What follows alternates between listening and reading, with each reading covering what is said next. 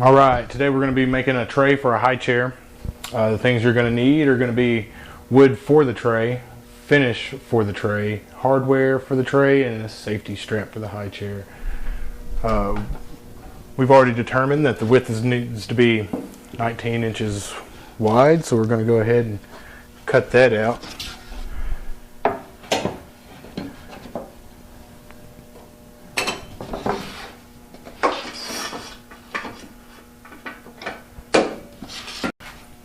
All right, remember, safety first.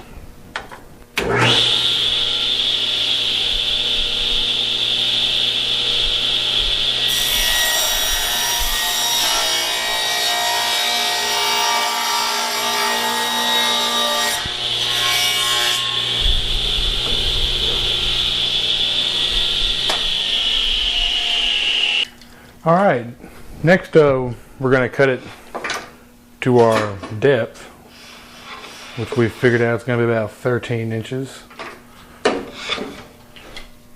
Make sure you get your safety glasses on.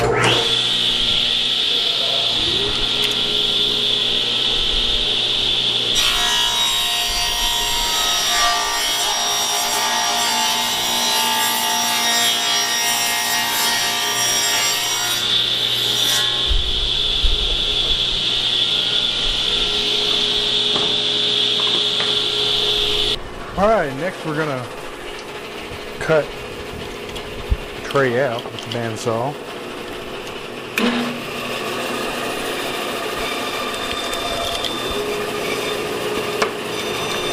Remember to always leave a little bit of your line. Sometimes that's easier said than done.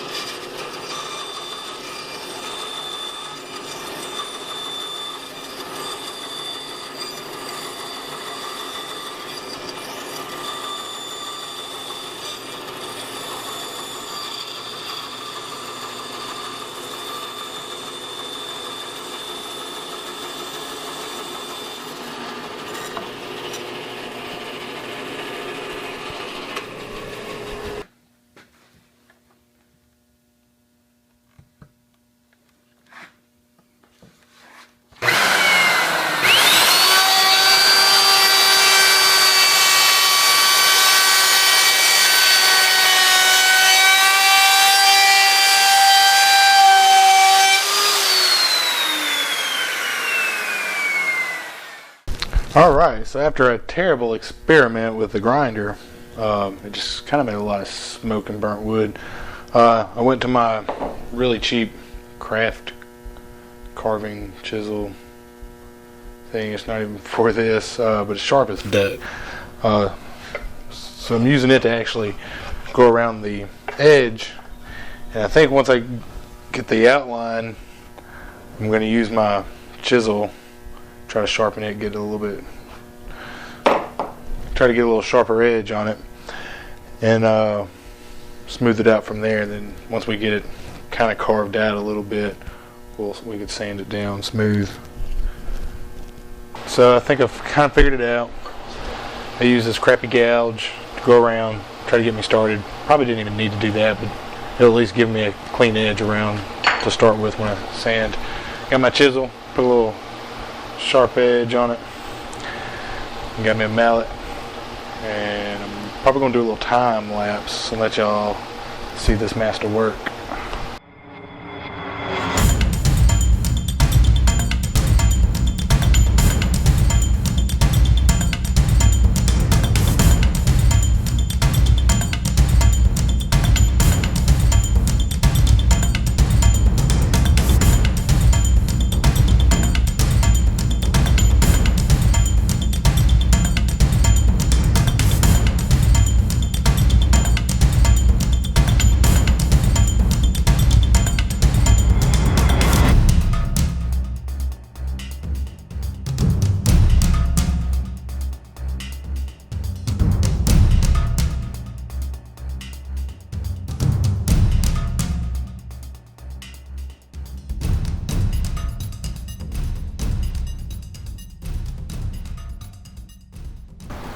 After lots of sanding, you should have a nice smooth tray. You should finish it off with about 220 unless you're using a harder wood.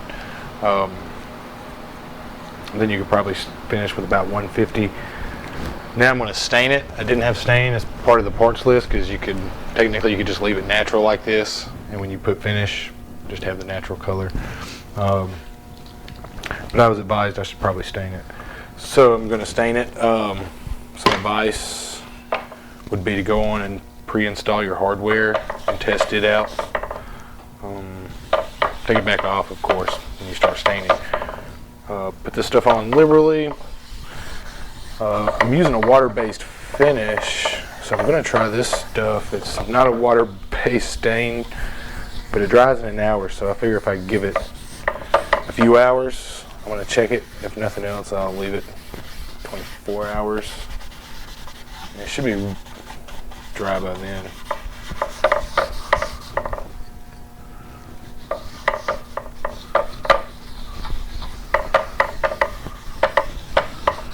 Stain the bottom first because nobody's going to see it. The directions say let it sit for 2 minutes.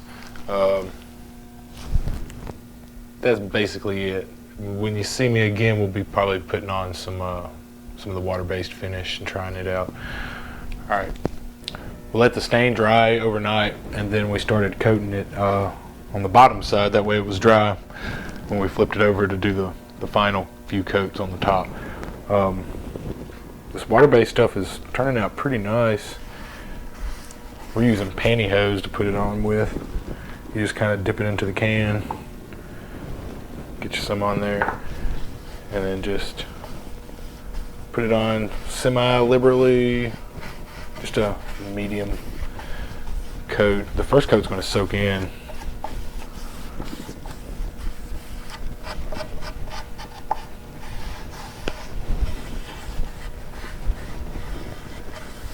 On the bottom we put about 4 coats and it looks pretty good. I think we're going to go with about 5 or 6 for this top.